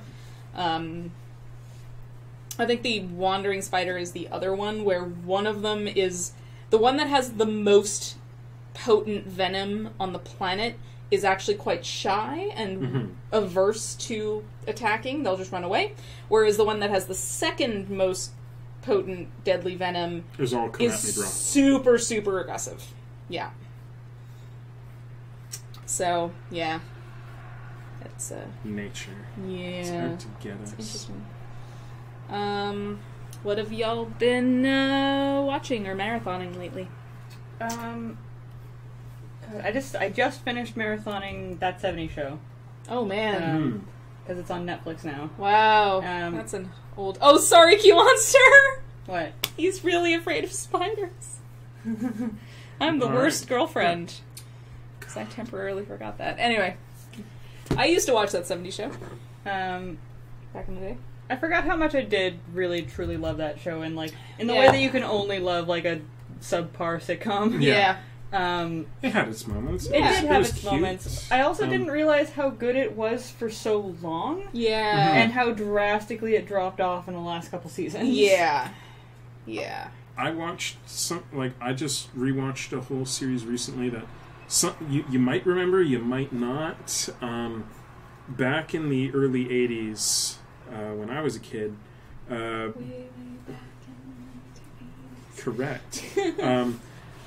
Knowledge Network, which was a channel we used to have here, ran a British production that used to run on Thames of The Wind in the Willows, a stop-motion Wind in the Willows series. I never saw it. Oh, it's gorgeous. Like the stop-motion puppets, they essentially look like storybook illustrations, and there are like 4 or 5 seasons of it, and I downloaded all of them, and they're great. The voice of Toad, also the voice of Danger Mouse, if you know Danger Mouse. Another British animated series, although that was classically animated as opposed to stop motion. But watching it, like it's very sweet and it's very sincere and it's nice, you know. But it's so slow. Yeah. By comparison to what makes it on television today, that like I find it impossible to imagine that they would ever make it again today. Certainly not the way they made it then. Like those episodes, they all feel like they were written by. I'm sure the name of the author of The Wind in the Willows has Graham in the name somewhere. Mm-hmm. Kenneth Graham, I think. Okay. Gonna go with Kenneth Graham. Chat. Anyone wants to dispute? Chat. Now's your Kenneth chance. Graham. Good. All right. All right. All of the episodes feel like they were written by that, and like to this day, a lot of people are under the impression that The Wind in the Willows was a series of books as opposed to just the one. Yeah. Jeff, I'm going to color all these wrong. Gray. Gray. All of it? Yeah. All right. Darker gray. Darker. Too dark. Better. You're just being a dick now. I know you are. It's what I do. But so I just rewatched all of that. It's really sweet. Cool. And if any of you care to check it out, I'm sure you can find it online somewhere. I'm not going to say you should torrent it, But But if you can Right. find a place to but pay if you for it, yeah, exactly. It is Yeah. available on DVD. A&E released it on DVD Oh, a number of nice. years ago. I don't think it's still in print, but you should be able to find it on the Electronic Bay anytime for relatively relatively cheap. Key Monster and I have been going through Scrubs. excellent. So we just started season 2 of that. Sorry, the only thing that came into my mind for a minute was TLC. No. Different Different No. Scrubs. different Scrubs. Different Scrubs.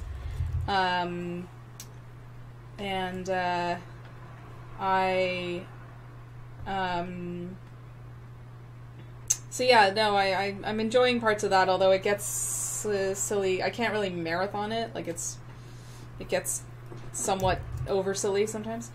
I was watching. I was marathoning. There's a YouTube series called Number File, which is a whole bunch of. My brain said Number Wang. No, sadly not. Number File. I'm like, that's a show. Number Yeah. Wang. I love Number Wang. But it's a British series where they just interview all of these mathematicians and scientists, but mostly mathematicians, about different aspects of, like, crazy aspects of math. So one of them is, they had a whole series on Klein bottles, which are the impossible, 4-dimensional bottles, which you can make out of glass, approximately. And there's this wonderful, crazy mad scientist who has like 1,000 of these under his house, and he built a robot to go and fetch the different boxes of these bottles that he's made. That's And amazing. they have a whole thing on Graham's number, which is one of the largest numbers that has ever been used constructively, and it's mind-bogglingly, horrifically big. Yeah.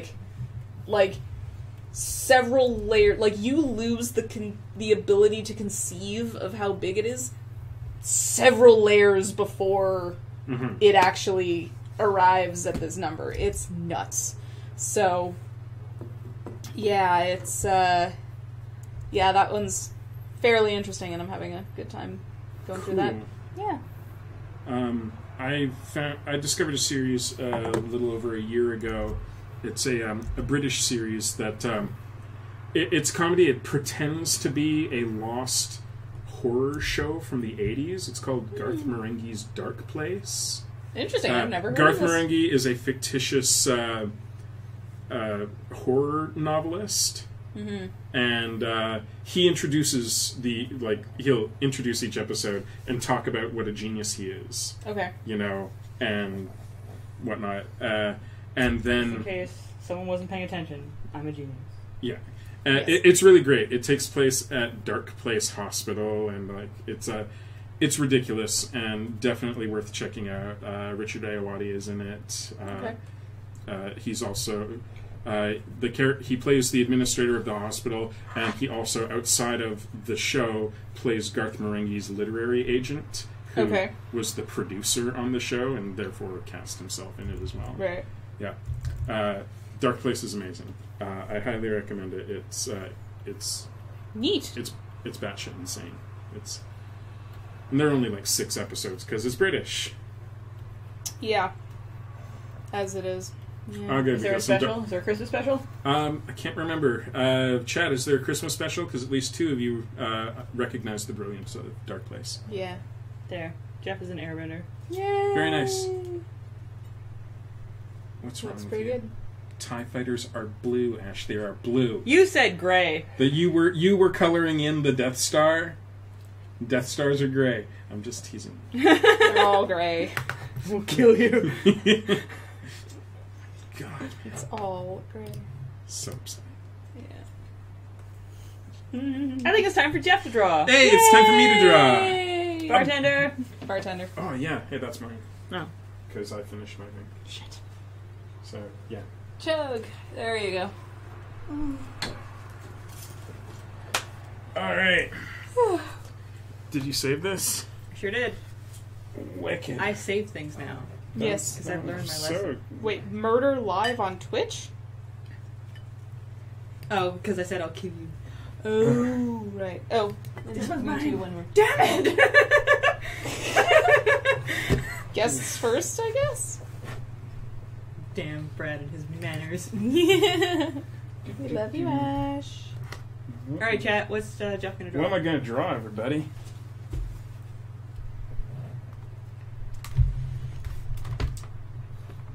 I need more angle. I'm sorry. You're a monster. I'm going to mess up everything. It's messing up my Cintiq. Oh, Oh God. my god. Invite you into my house? This is how you repay me? What else we got there? Oh, we've had a request to draw someone else as a Bender. We got Inside Out Oops. and Sorry, Game of Buster. Thrones. I'm sorry, Buster. Are you okay? Oh, Buster no. just got a phone to the head. Oh. Mommy. Mommy. The bad man hurts me! Let me get that off the floor. No, there's no theme today. My original idea was to draw some Canada Day art for the Wednesday comic, but right before the stream, I abandoned my idea because I couldn't Yeah. think of it properly. Like, mere seconds before she's like, that's dumb. This is dumb. It drives me else. Baby. So sleepy. Next week, I can tell you exactly what I'm going to be drawing. Ooh. And it's all of you guys' goddamn fault if you don't catch up on Steven Universe. I'm going to be drawing a character that was introduced in the last episode of the Steven Bomb that just came out 2 weeks ago, week ago, something like that. Something like that. Okay. You know who it is. I really, really, really wanted to draw her this week, but I figured I'd give everybody a decent opportunity to catch up. Okay. And I'm going to force Mia to marathon it before then. Rah. Okay. So yes, there's no theme. It was a long answer. Ooh, Bender as a Bender. Bender is Bender? Can do. Yeah. Bender Bending Rodriguez? What As kind a of bender. bender is he? He's a He's a metal booze bender. He's a Mendel Bender, yes. In A fact, he booze is bender. exactly that. Nice. Jeff, you. Oh, thank you. I'm gonna have to stop drawing for a couple of half hours. And Just drink this. Drank. You make the just grossest Yeah, sounds. it's awful. Someone, once upon a time, brought to light that Buster sounds like he's sucking dick. gross. And now I can never unhear it. And every once in a while it makes me giggle. Oh no. Oh no. It's okay, my cat's snores sound a little like farts. Fantastic. Like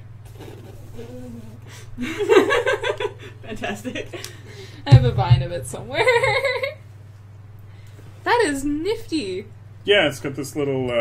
Hey, everybody at home! I've got a phone that has this little flip thing on the back, so I can stand it up That is and look at my super cool. reference. That's That super is- handy. It is. I want that And for real me. like, it works on the side. It's That is real handy. yeah, I really like it. And the case was like $4. What? I know. Thank you, my darling. Got it at a kiosk at the Mayfair malls. Well. This is not for you. I'm pretty sure it is.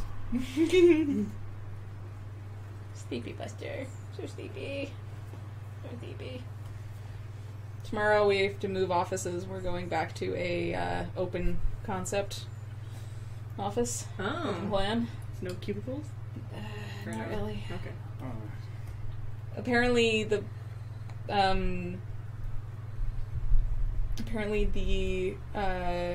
desks we're having built do have some barrier to them, but I am a fairly strong introvert who works best in relative isolation, and my coworkers are so loud. One of them feels that the law of headphones does not apply to him. Oh, coworkers. they're the best. I'd really love to tell coworker stories, but like I'm in touch with so many of them now that I can't really be like, this one time this asshole did blah. Yeah, and I should say that all my coworkers are awesome. Just have different working styles than I do. So, yeah. What was the topic before? Inside Out / Game of Thrones / Steven Universe. Game of Thrones. G-O-D. So, this will be spoiler free, but how did you guys feel about this season of Game of Thrones? Because, I liked it. I'm still waiting for the last episode, honestly. It really feels incomplete to me. I was surprised at all the shit that went down in episodes 8 and 9. Because usually, you know, like, they kind of save the, like, they save something big for the very end, so I was like, well, you know, this is happening in 8 and this is happening in 9. Like, Jesus, what could they possibly do with their finale? And then they did that thing. Yeah. They sure did. They sure did. I'm not sure what Demo is. Yeah, me neither. Have you played Demo? Demo? Never heard of it. No, I'm unfamiliar with Demo. Off topic, last Wednesday I played a board game that is a real-time escape from a temple thing where, like, you roll, everybody gets 5 dice, and you roll all these dice, and, like, you put down the tiles, and you have to, like, and it's super fast-paced and neat. I don't know, it's, I may have What's it called? Temple Escape, maybe? I can't Metricos, remember. I totally agree with you. Yes, a show about Olenna Tyrell, Varys, and Littlefinger just sassing each other for Add an in hour every week. Tyrion. Yeah, I'm on board. Yeah, agreed. Did you see the Game of Thrones musical? No, By I skipped by it. I didn't. Game of Thrones musical by Coldplay is amazing, and Peter Dinklage's song is fantastic. Yeah, I knew that some of the people participated, but I didn't get a chance to watch the video. The internet is so full of things. The internet is full of things. I think that's the problem, Traco Gamer. It wasn't shocking, and they've done a decent job of at least giving you some big event at the end of the season. I Or wasn't expecting the very end, like what happened. That I'm not gonna. I can't say that I was expecting it, but it wasn't shocking to me. Like, I kind of figured it was gonna happen at some point. I It's guess just I can that see that. It's just like, oh. It's just that I wasn't expecting it to happen then. But, like, it wasn't shocking to me. It was one of those things that's just like, oh yeah, that'll happen. It's gonna happen. But, I mean, in the first season, the end, like, because we didn't know what Game of Thrones was all about, they did a really good job of, you know, keeping everybody alive. And then they're like, haha, kill this guy! And you're like, I'm sorry, what? Yeah. It was big. And then, you know, in the other seasons, you know, there's either a really grand epic battle, or, like, the tides turn drastically right at the end, or, you know, something shocking happens. Yeah. And this one wasn't really shocking, and that's why I say, like, it feels like there's another episode that just hasn't aired yet, you know? Like, we're waiting for the finale. And I wasn't into it this season at all. Me neither. I didn't even finish it. I just sort of got... Which is unfortunate, because Yeah. it was so good for so long. Yeah, and they could turn it around. We'll see. I mean, I have to say, all in my opinion, but... Yeah. Do you think that, based on both the end of We Need to Talk and the sitcom Dream in the last episode, that Steven has a subconscious yearning for a normal life?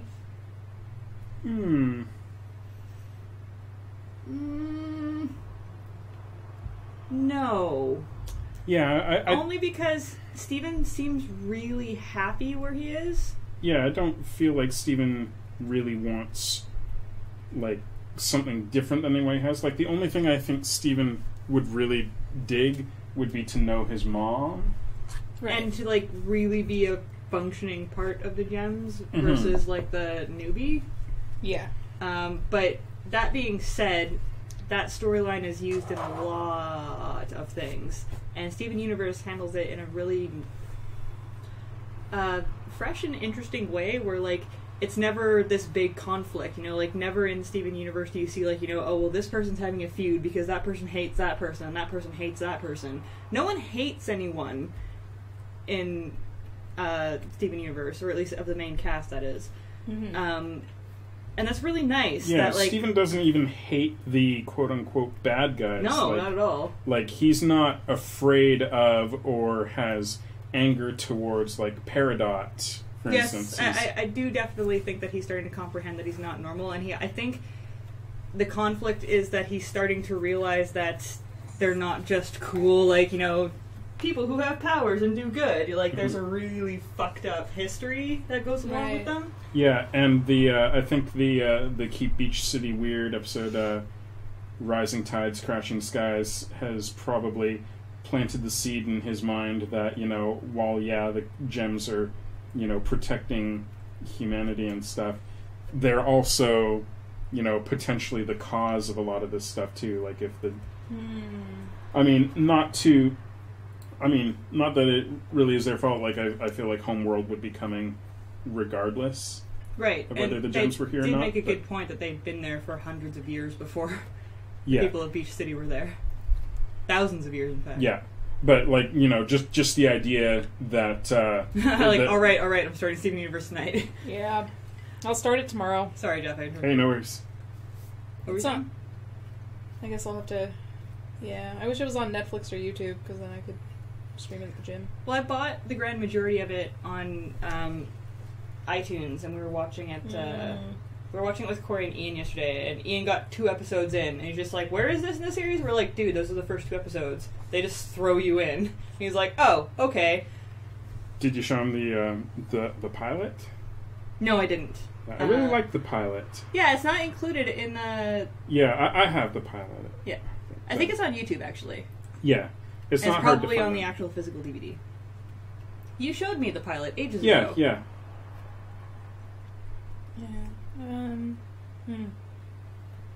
I've been rewatching through the first 2 seasons of Orange is the New Black. Yes. Yeah. Another show where I thought that the first 2 seasons were way better than the last one. That being said, I don't think that the latest season of Orange is the New Black was bad. It just doesn't feel like the same show. Yeah, they need to... I mean, I think it's going to be very interesting next season.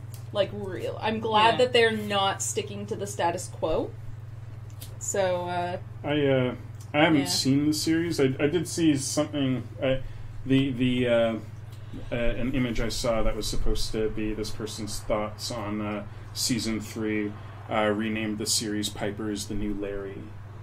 Yeah. But, yeah. That's a really good way of putting it. Yeah. One thing that I was wondering about the series, and you guys can tell me what you think of this, you know, having watched the series, is the Piper is based on, like, essentially the head writer. Yes. And she's, you know, not a terribly well-liked character, at least online. Yeah. There's a lot of anti-Piper sentiment in the Orange is the New Black fan community.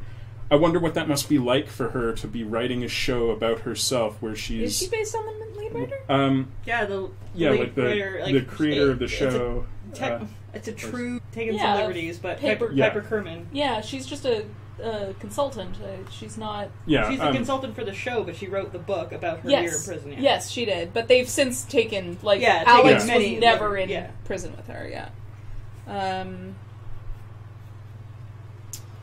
I don't know Art of Da Dress. I admit that after I watched season 2 of Steven Universe, I did the full, like, you know, look it all up in Tumblr, look it all up on the Steven Universe Wikipedia, and I think Geoff mentioned it last stream that Rebecca Sugar really likes a show that can be overanalyzed. Yeah, I read an interview where Rebecca was saying that one of her favorite things is, like, she likes to obsess about shows, about animated series, and to come up with essentially fan theories and whatnot, and fanfic, as it were. Yeah. And so part of what she wanted to do with Steven Universe was create a show that people could do that with.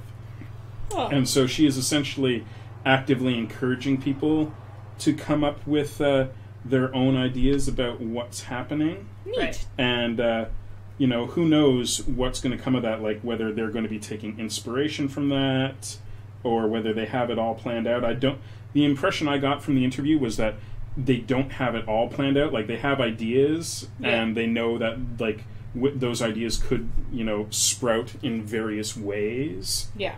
And that, they have multiple options open to them for what they decide to do with these ideas. And I think, like if you go online, you'll see a ton of Anyway, theories. Because of that, the internet is very overly saturated with, this is what I think is going to happen, and this is what I think this gem's fusion with this other gem's fusion is, and... Can they all fuse with each other, or just certain... Technically, as long as they're full gem, yes. Okay. There are rules and everything. There's some question as to whether it's possible for Steven to fuse with the gem. We haven't seen that yet. Yeah, sure. But we know that it's possible for him to fuse with a human.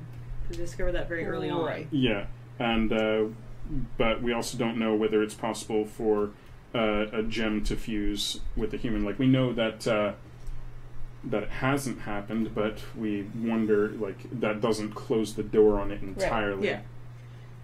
Yeah. But all the gems can fuse with each other, and then, like, double upon that. So, like, 2 fused gems can then fuse with a third, or, like, 2 other fused gems and create, like, Okay. Again, it's another thing that, like, it hasn't been revealed in the show, but there's a lot of fan speculation that, like, because they haven't given us the rules yet, there could be, like, 16 gems fused together to this mega god thing. Right.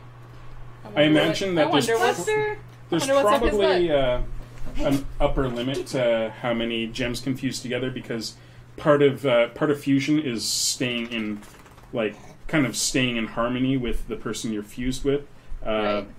And it's possible to stay fused while not in tune, but it's really hard. And I think that would become exponentially more difficult the more gems you added to the fusion. What I really like about it is that when they do fuse together, it's not like, I don't know. I'm gonna compare Steven Universe to Transformers. Go for it. Okay.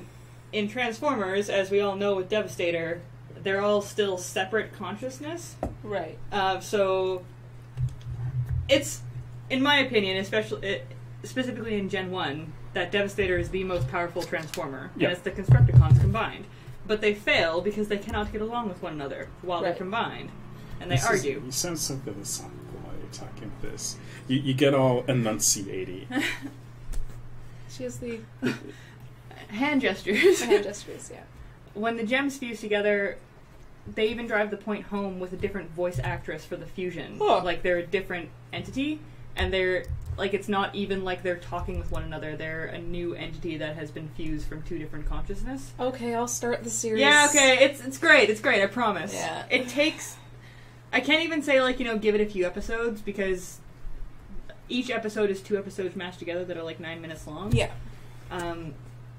But you seriously have to get to, like, 2/3 of the way into season 1 before it punches you in the feels and gives you some good information. Then you're like, oh my god, this is awesome. Okay. And I started watching it while I was drawing comics, right? Right. So as soon as it got to that episode, I'm just like, what the fuck? Like, I need to pay attention to this. Yeah, okay. And it's really difficult to show it to somebody, especially from episode 1, because it very much just seems like a very happy-go-lucky, like, let's go fight some bad guys and be awesome, la la la. Oh, I think the chat's back, kind of. Yeah, it started working for a while there, and then... Oh, magically... kind of. It has spliced together, like, there's No More Spider Talk Please from before, like, a while back, and then GOT, and then... It's thinking about it. It's gonna be a nice little, like, Dadaist, I think it's called An Exquisite Corpse of, like, random shit just thrown together. Basically, Stream Chat is trying to figure its fucking life out. Yeah. Shit, I had a... Oh, yeah. Key Monster talked about the SCOTUS decision from Friday. Hooray! Yes. Welcome to 10 years ago here. Yeah. No, see, it's not even 10 years ago. No. It's that... People keep mentioning that, like, gay marriage has been legal in Canada for 10 years. And then you think about it, it's just like, I'm pretty sure 10 years ago was the first time someone brought it up and, like, made a stink about it. Yeah. And then Canada was like, wait, you can't do that? Yeah. Here. Okay, yeah. Now you can do that. Yes, basically, We and weren't really against no, it wasn't. it. Yeah, like I remember it. And for those who don't live in Canada, we had a very, very, very long-running prime minister. Because our prime ministers don't have like term limits the same way. Like they do, but I'm not up to date on Canadian politics, not gonna lie. Like whenever I get a notice that says you need to go vote, I go vote. That's how that works. Yeah. Because I can't remember. I want to look up how long he was.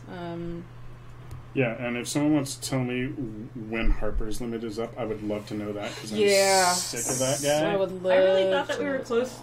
Oh no, we can't have a vote of non-confidence because he's got the majority in the... He sure does. that guy. So we had a prime minister and he was in office for 10 years. Same guy. And because the way that we work is that we do have terms, which is, I Whose think, face is that? 5 years. Where? I've never known. Chat. Oh. That dude. Explain yourself. That dude, yeah. That guy from that thing that time.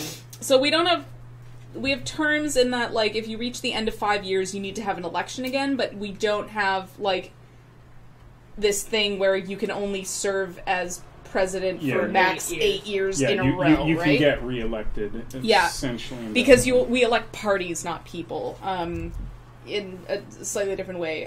So we had the same guy in power for 10 years, and then the new guy who came in was only in power for 3 months before a scandal, which had been set in motion by the previous one, caught up with him because he was part of the same party, took him down, and that's what kickstarted fucking Harper.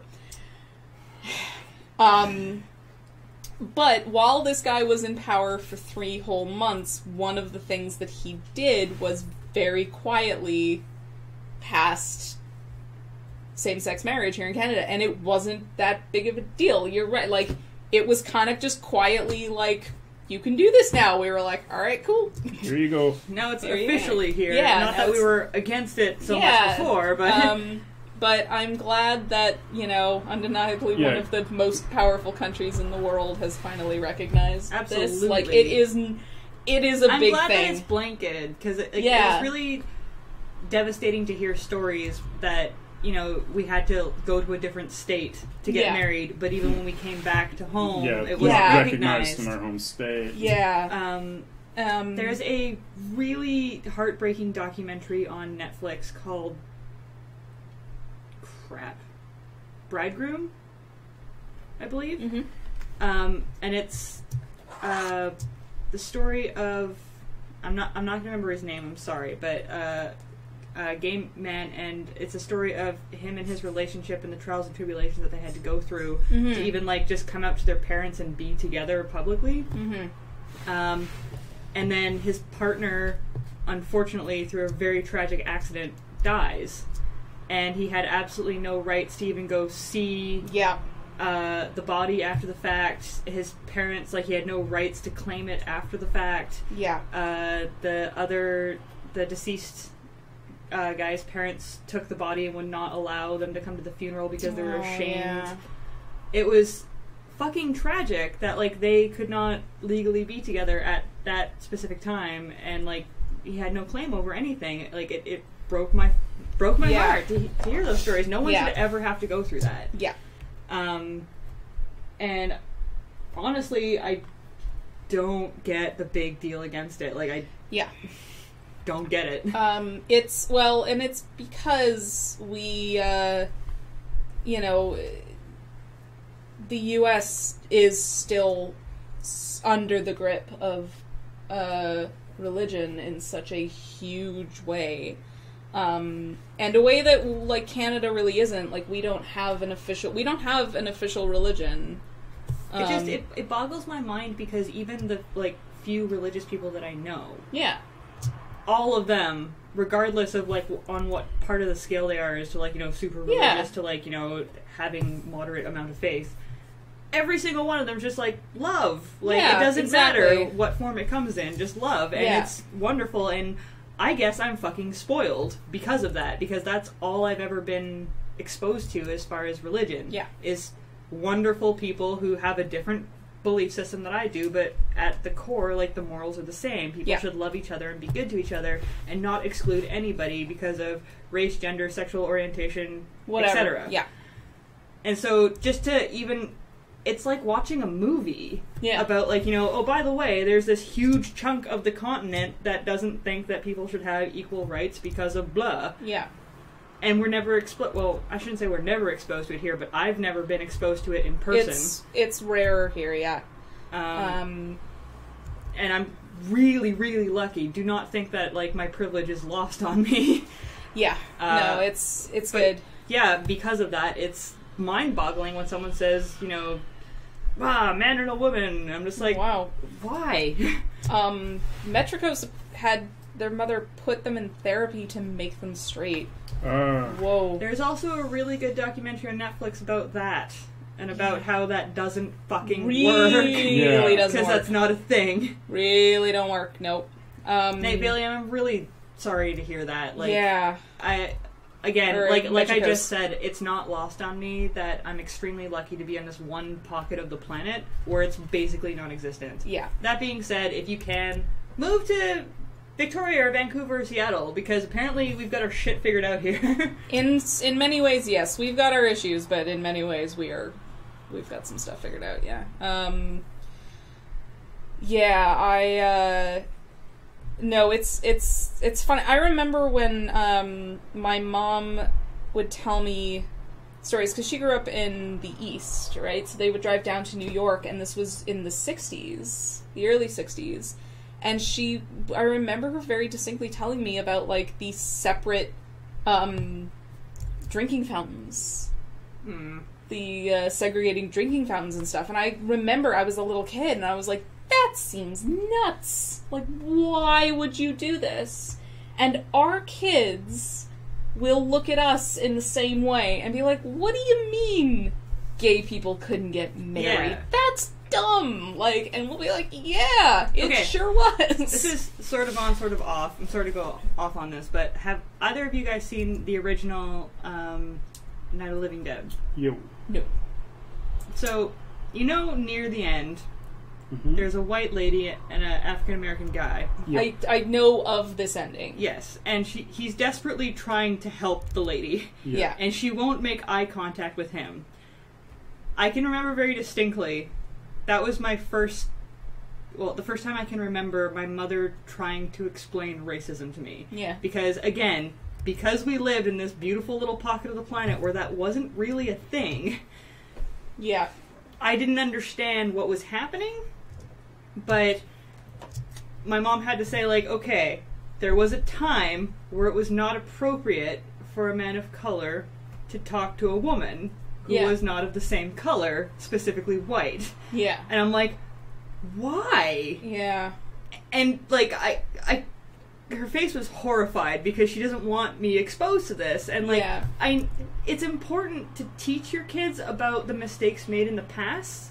So, you know, she knew she had to explain it to me. But like, it would be lovely to live in a time where, you know, those are stories of the past and not, you know, stuff that's still happening. And again, it took me another, like, 5 or 6 years before I'd even clued in that, like, shit, that still happens in a lot of places. Like, pretty much everywhere else besides here. What the fuck? Yeah. But, I mean, Canada has its issues, don't get me wrong. BC has introduced new legislation. They're modifying the elementary school curriculum to cover a lot of the horrific racism that occurred with sorry to pause. Native... Metricos, I'm very, very happy that your mom is better educated now. Yeah, me too. Sorry, continue. But they're redefining it. They're revising it so that they will cover in elementary school the history of Native American relations and the way that white people fucked that up here. Because boy, did we ever. How? And how. So that's good, yes. Like, the education... I apologize on behalf of my predecessors. Yeah. Actually, Q Monster's thesis, if I recall, during his first degree, which was in religions, was about education and tolerance, and how that helps a lot. Because it sure does. So, okay. I remember you posted something like that on Facebook. Mm-hmm. I'm trying to word this diplomatically. I had this weird, like, thought process as I was, holding my pen and, like, going off into space while supposed to be drawing a comic. About Parks and Recreation. About how they have that absolutely horrible backstory. Yep. But they display it, like, with this weird sense of pride / regret. Yeah, how Pawnee has just murals about all the atrocities that the Pawnee people visited upon the, was it the Wampanoag? Yeah. And the more I thought about it, because when you watch it, like, it's a joke in the show, right? Yeah. That they're displaying this because originally it was painted... It has very, very racist backgrounds, but now the people who view it are just like, this is horrible, but we can't take it down because, the people on the council are old as fuck and are still racist. Yeah. But I found that interesting that it's probably the only time I've actually seen a show saying, like, here's our horrible history for everyone to see. Yeah. We can't deny it at all because there are some fuckers who are still proud of it. Yeah. And I literally have to apologize every single fucking day because of this horrible shit that's reminded to everybody every single day. And I think in a weird way, I was just like, that's one way to deal with it, like... Yeah. There's no... Don't hide from it. Yeah, there's no getting around it. There's no being like, well, I didn't do it, or we weren't involved. Like, no, you're descended from this. Yeah, exactly. Like, you are the recipient of the benefits that this... of being on one side of that... Geoff, I love this drawing, by the way. It's fantastic. Yeah, it's really good. I love that the beer bottle says Duff. Well, I mean, there's that. Of course, there's the Simpsons connection with sure Futurama. Is. So yeah. I couldn't remember if there was a specific brand of beer in New York. So I just went with Duff. No, I think it's there's Slurm, but that's soda. Yeah, that's the soda. That's right. I think it just says beer on their bottles. Yeah. Oh, Bender's antenna has a ball at its end. I know. It is a arrow on purpose here because Avatar. Right. Because yes, that makes Avatar. sense. Because Avatar. Despite the fact that I'm making him a waterbender, but Korra is a waterbender. Bender. Yeah. We already know he can bend metal, but he's a robot. Yeah, he's a metal bender, but he's a booze bender. I also really like the double entendre of booze bender. Yeah, that's pretty good. I like it. We have 3 minutes left if anybody has last minute questions. My goodness. This has been a good stream. Yeah. Yeah.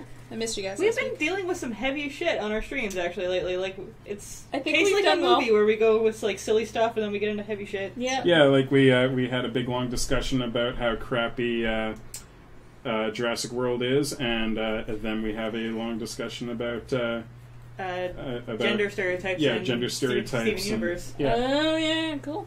Yep.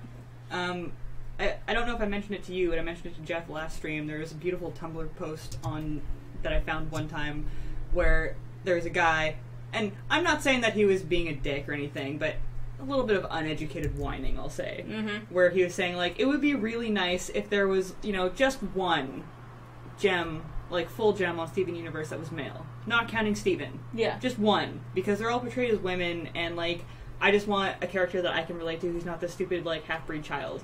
And someone responded in, like, all caps of, like, yeah, it must really suck not seeing your gender, like, represented in a show that you really like. Gosh, yeah, that must be rough. My goodness. Oh, man. But, I mean, in theory, all of the gems are supposed to be genderless. Yeah, but they have female pronouns. Yeah, they all seem to self-identify as female, but whether, like, what that entails on the gem homeworld, who knows? Because we have yet to see a gem that identifies male. So, I mean, it's entirely possible that the gem homeworld might just be monosex. Like, they might just have one gender. Yeah. But, I mean, to that end, how many shows have we seen with, like, robot characters or, like, the bionic half... tissue, half robot, or like alien, where they're all portrayed as men, even though they're supposed to be genderless. Did you see how Hasbro released their new line of velociraptors to tie in with Jurassic World? No, but I'm gonna cringe in a second. And they said he. Oh no!